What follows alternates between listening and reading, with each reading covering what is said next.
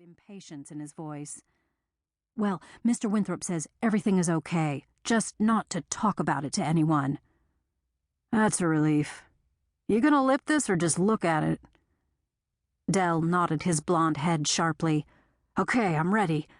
After this set, I'm quitting for the night. I'm dead beat." The spotter smiled down at him. With a grunt, the spotter lifted the bar, now weighted with 290 pounds. He moved the bar into position above Dell's open hands and began lowering it. Just as Dell's fingers were about to close around the bar, the spotter pulled it toward himself a little till it was right over Dell's neck. With great control, the spotter positioned it exactly over Dell's Adam's apple. Just as Dell opened his mouth to ask what the hell was going on, the spotter dropped the bar. Dell's hands scrabbled convulsively at the weight crushing his neck for a few seconds, hard enough to make his fingers bleed. But his companion squatted down and held either side of the bar, the gloves and sweatshirt protecting him from Dell's fingers. Very shortly, Dell lay still. The spotter carefully examined his gloves. In the overhead light, they looked fine. He threw them back in the lost and found bin. Dell had left his gym key on the counter, and the spotter used it to unlock the front door. Halfway out the door, he paused. His knees were shaking. He hadn't any idea of what to do with the key, and no one had thought to tell him. If he put it back in Dell's pocket, he'd have to leave the door unlocked. Would that look suspicious? But if he took it with him to relock the door from the outside, wouldn't that tell the police that Dell had had someone with him? This whole assignment was more terrible and perplexing than he'd imagined, but he could handle it, he reassured himself. The boss had said so. He was loyal, and he was strong. Hesitantly, the spotter rethreaded his steps between the pieces of equipment. With his face compressed into an expression of disgust, he tucked the key in Dell's shorts pocket and rubbed the enclosing material around the key. He backed away from the still figure on the bench, then walked out hastily, almost running. He automatically flicked the light switch down on his way out.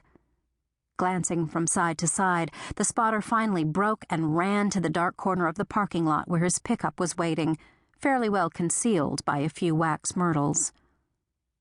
On his way home, he suddenly wondered if he could now get a date with Lindy Rowland.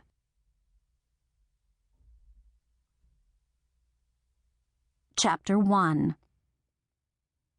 I grumbled to myself as I slid out of my Skylark, Marshall's keys clinking in my hand. Since I made my living doing favors for people, it hardly seemed fair to be doing a favor for free this early in the morning. But this fall, a flu epidemic was scything its way through Shakespeare. It had crept into the Bodytime gym enclosed in the body of my friend Raphael Roundtree. Raphael had coughed and sneezed in karate class after working out in the weights room, neatly distributing the virus among almost all the Bodytime clientele, with the exception of the aerobics class.